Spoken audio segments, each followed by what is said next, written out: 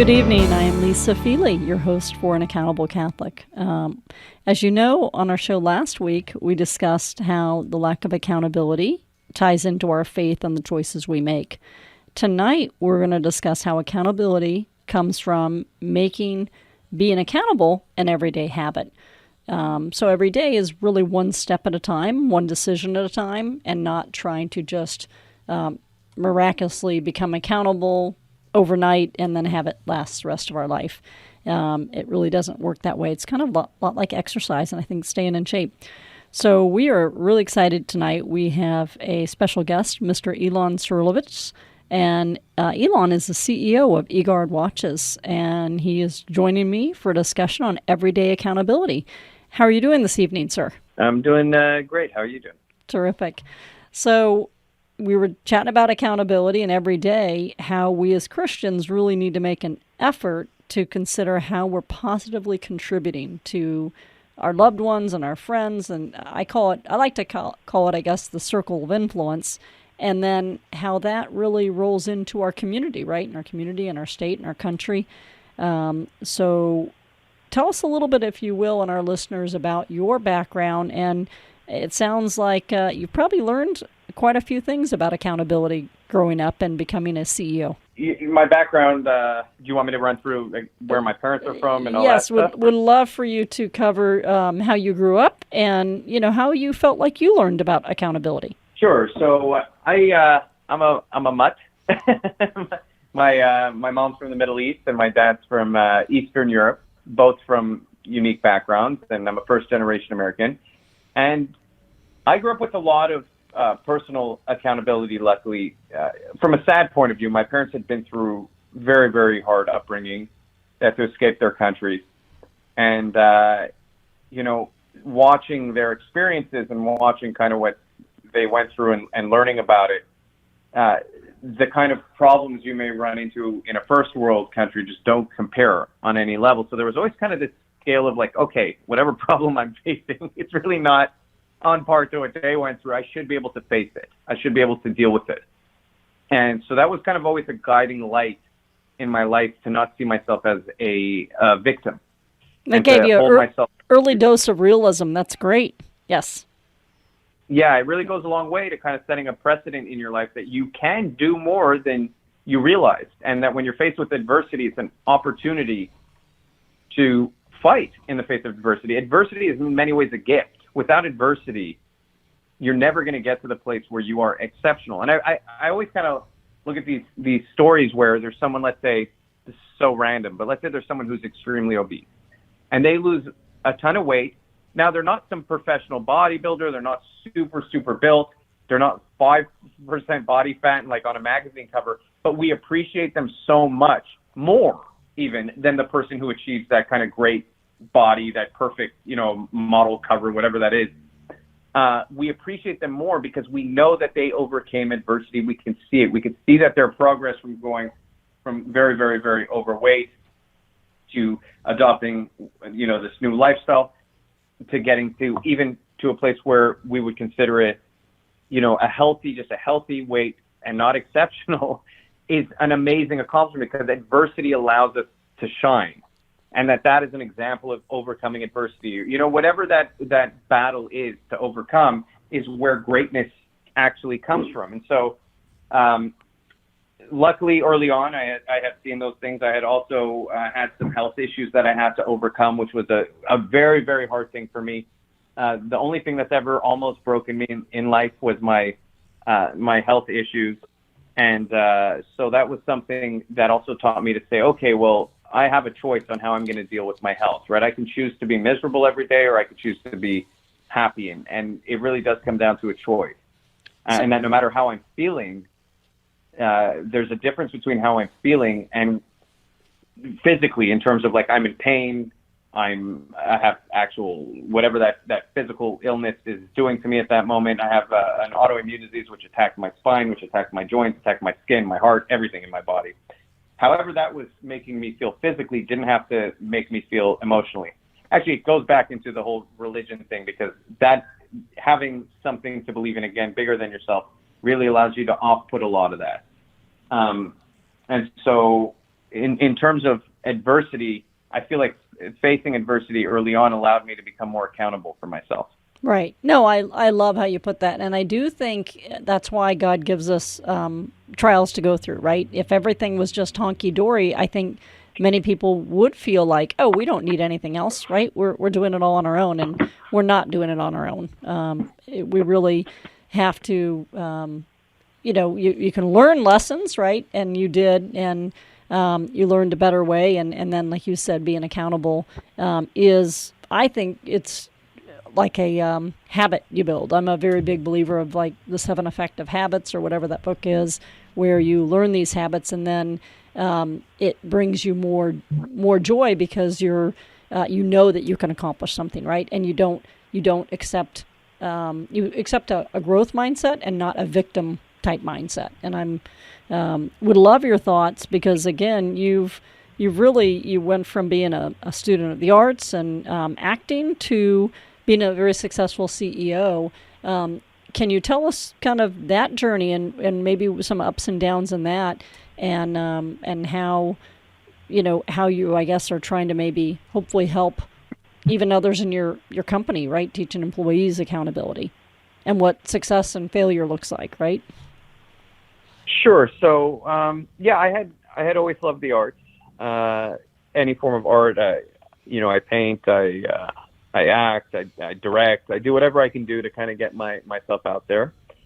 And that's how I express myself. It's always just been the thing that I've been naturally attracted to doing. And the watches are kind of an extension of that. As I design the watches, I feel like I'm making art pieces. And so obviously trying to do all these things, especially in acting, just to get into it a little bit, one of the reasons that you see so many kind of abuses and such disgusting behavior in the acting world or the Hollywood is because of the issues that exist. In other words, it's somewhat of a parasitic industry where you're reliant on other people. You're completely dependent on other people if you're an actor to create your career for you.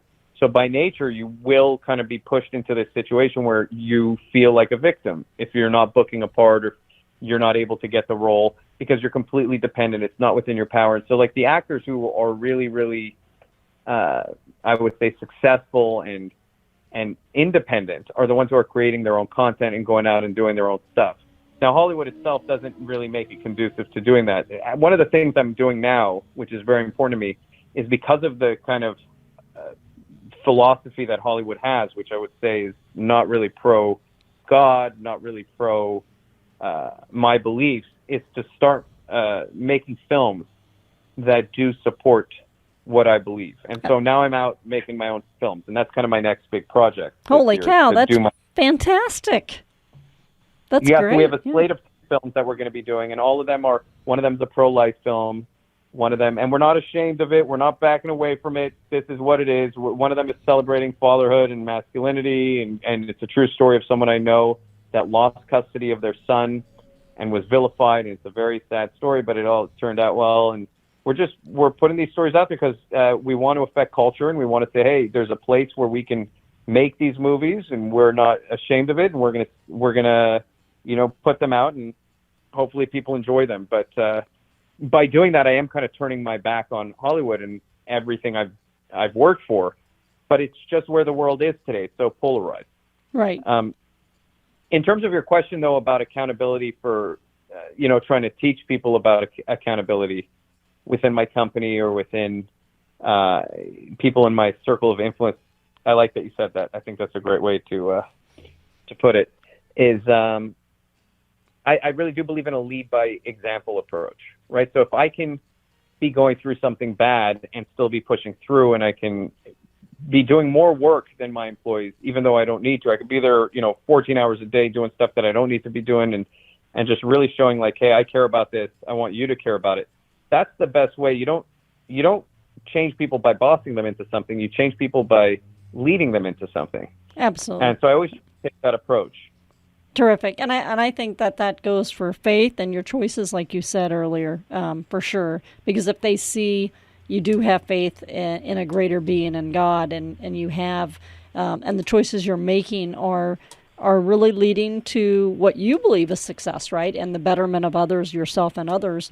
I think that's really what God wants from all of us, right? Using the talents he gave us. Accountability, I get told sometimes, well, accountability, it's just so overwhelming. I mean, we have so much going on in our life, right? We're moms and dads and sisters and brothers and aunts and uncles and employees. And obviously, I just listen to you and look at everything you have going on, right? You're a CEO of a successful watch company. You still do some acting. You're creating your own media company, and you're doing movies, and you're doing radio shows like with people like me.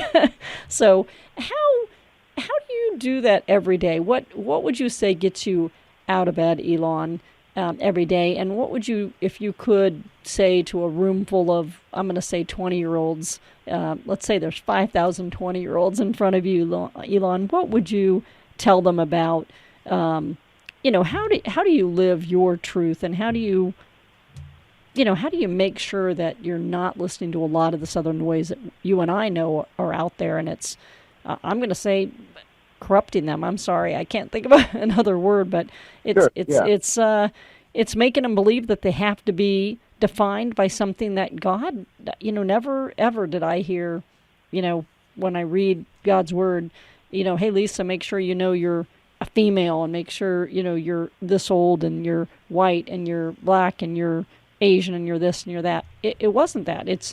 We're all children of God, right? And we're all born where we can follow his truth. And again, in the Gospel of John, he says, if you abide in my word, you shall know the truth, and the truth shall make you free. So what is your thoughts? What advice would you give to those 20-year-olds in front of you? Well, number one, I would say that your priorities, whether you're honest with yourself about them or not, will define your actions, right? So what's important to you? And you got to know your priorities, because a lot of us are just unconsciously living our lives. And we're not living our lives based on things that like I said, we're being driven by priorities that are subconsciously there, that may have been pushed on us. And so we feel social pressure, we feel these things, and we start acting toward those kind of things, what makes us comfortable, what makes us feel safe.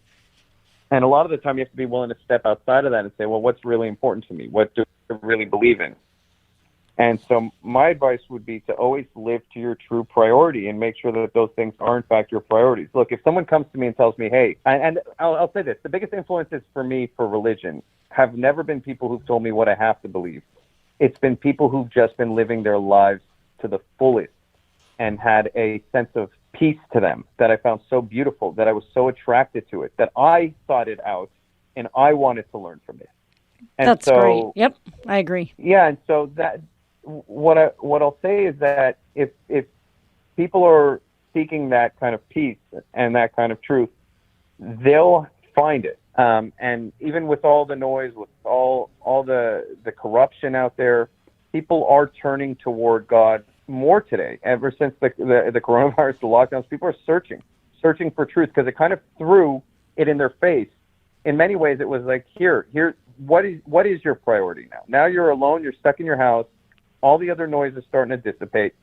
And so what do you believe in? And I think that in many ways, people need that. They need to disengage from the world for a little bit. And I don't think the coronavirus is a good thing. I'll be honest, I don't think lockdowns are a good thing. But no, but always good comes from something, like you said, right? It's adversity. So it makes us makes us dig deep and say, were we taking advantage, right, of things that we hadn't seen our family? Well, now guess what? You don't get to see your family. So now what? Yeah. So I agree. Well, I spoke to a pastor. It was really interesting. He has a church that went online because of coronavirus, and he's like, we have tens of thousands of people signing on and coming and praying with us and finding God, and it's like, well, that wouldn't have happened without, like we were talking previously, without the adversity of the coronavirus, which made you change your way to go online. And so there's a reason for all of it.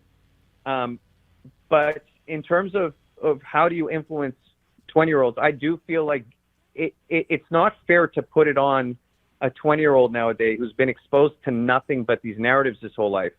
It's on us to create the culture around it where it becomes acceptable and even celebrated to believe these things again. And that's why I'm starting the media company, because until people do that kind of stuff, to say, well, what advice can I give a 20-year-old? Well, they're in an impossible situation. Their entire circle is against. A million percent agree with you there. That's right. Yeah, there's not a lot of options, right? Exactly. There are not a lot of options. Yeah, it's really hard. It is hard. Well, I think we need to be understanding of that, and we need to say, okay, I get it. And again, show that they're lead by example. That's it. So, Ilan, you made a great point in what you would tell, 5,000 20-year-olds, in that really it's on us, right? We have to lead by example, and we have to make our lives kind of a shining light that they are interested in, right? And once, like you said, once you kind of learned from others and saw some people living some great lives, you took it upon yourself to say, whatever they're doing, right, I'd like to learn from.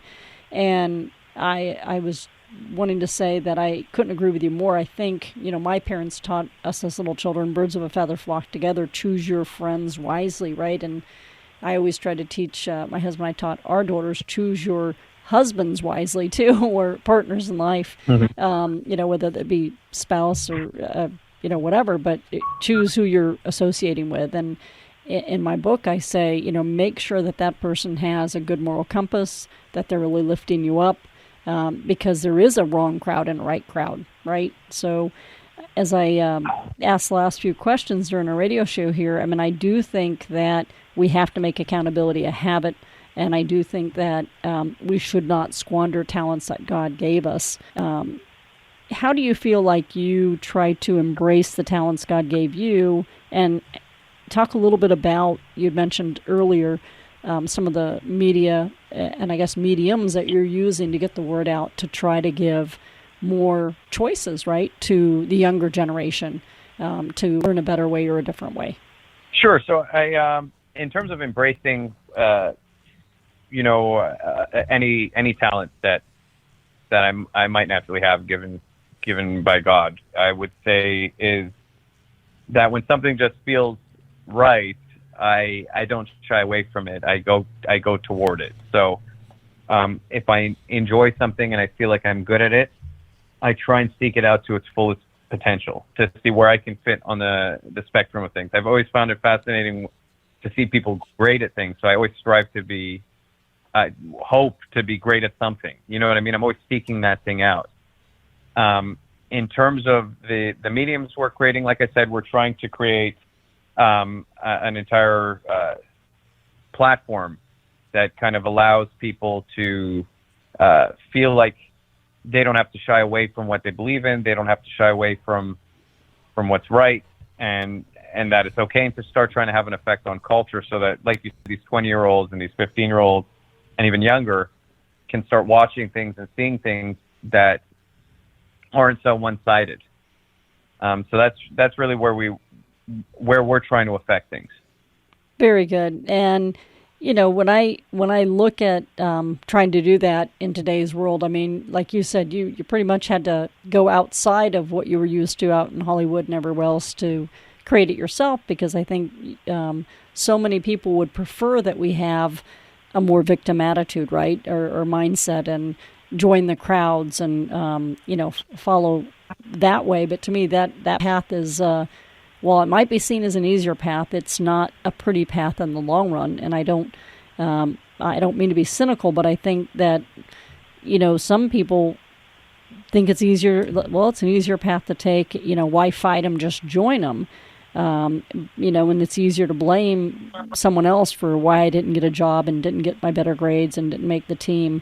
As you kind of look back over last 10 years, do you think there's any one or two particular reasons that this dramatic shift? On an earlier radio show with me, and I agree with what you said, it seems that we're moving faster and faster toward what we really know in our heart's wrong, whether it's, the late-term abortion issue in just over 6 or 8 years. And I look back and, on some of the people I were involved in helping, get them into different offices or leadership positions where they've had great moral compass today. I guess I would say, and I don't know him personally, but I don't think Martin Luther King or Ronald Reagan or JFK would recognize America today.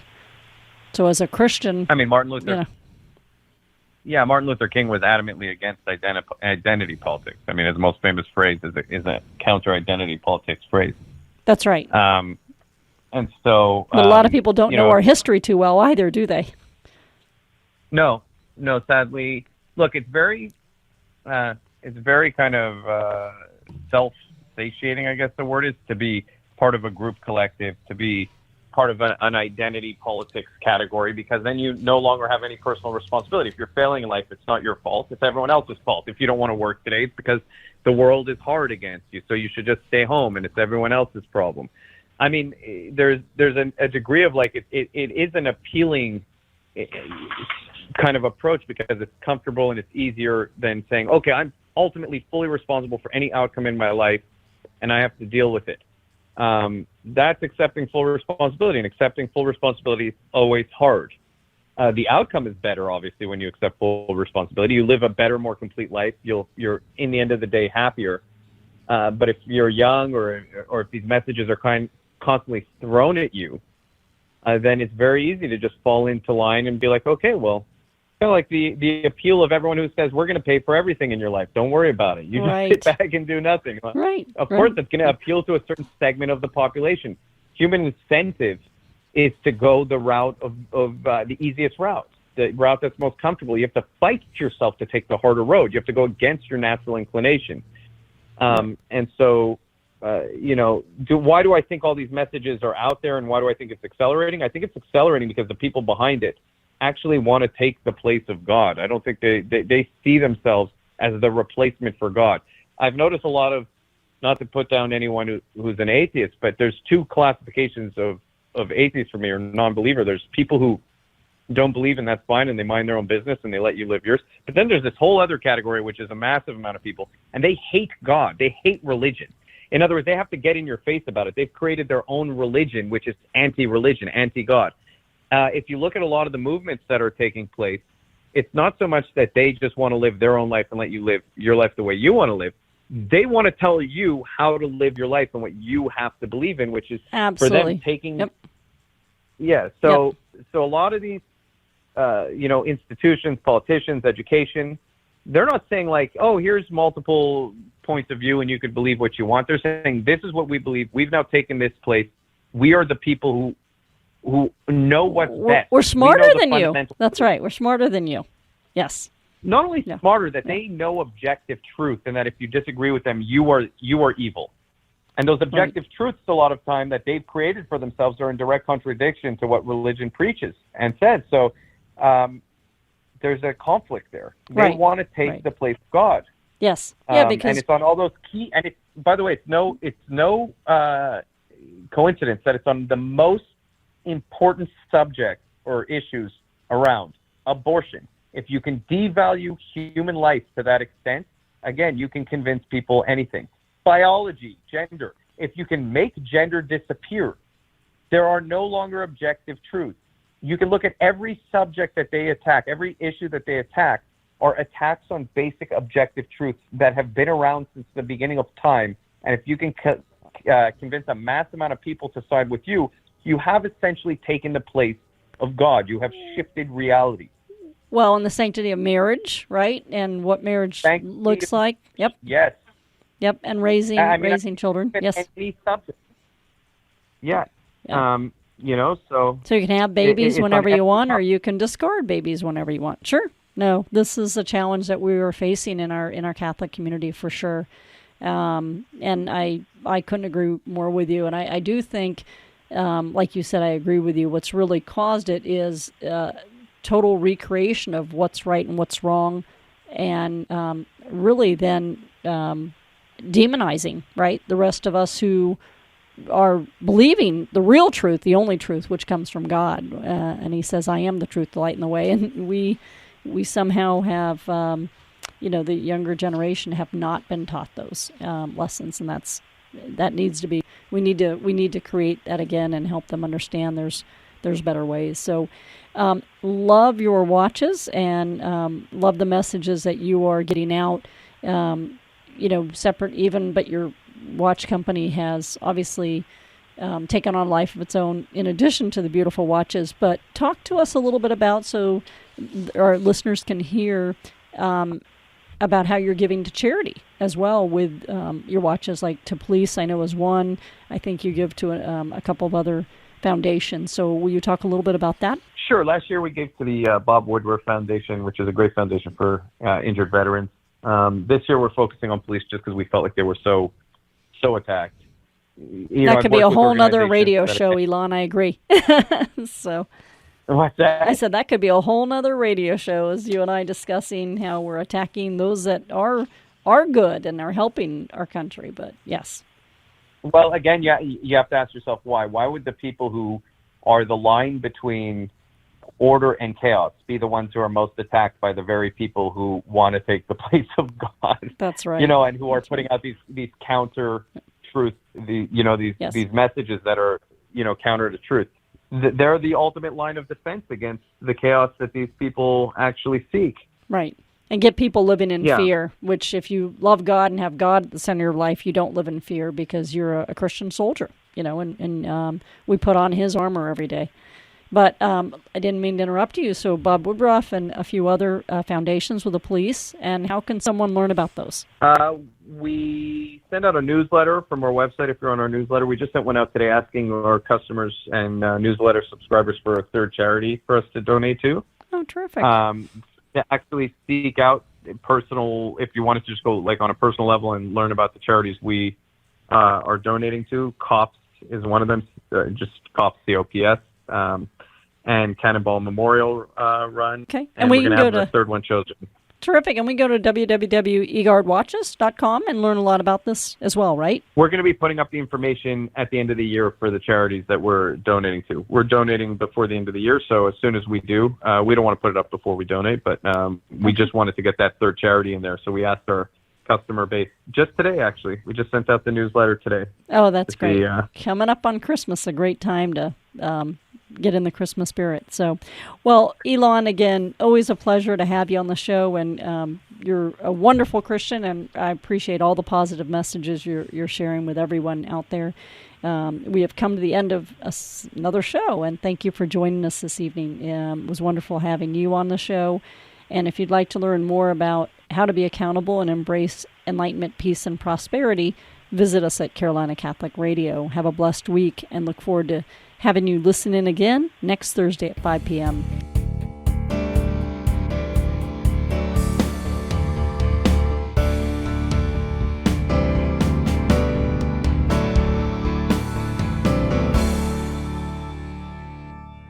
Carolina Catholic Radio is excited to announce an alliance with Lisa Feely, author of An Accountable American.